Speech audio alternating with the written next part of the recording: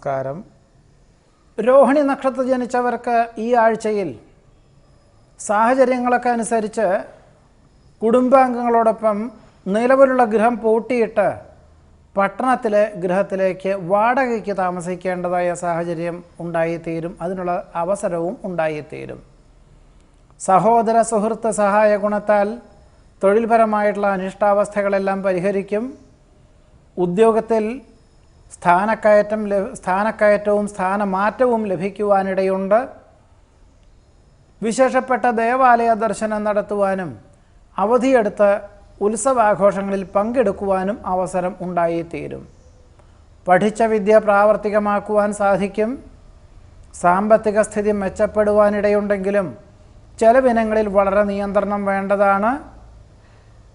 ഗഹനമായ വിഷയങ്ങൾ ലളിതമായി അവതരിപ്പിക്കുവാനുള്ള സാഹചര്യം മനസ്സമാധാനത്തിന് വഴിയൊരുക്കും. അമിത വേഗതയിലുള്ള വാഹന ഉപയോഗം ആവുന്നതും ഒഴിവാക്കേണ്ടതാണ്.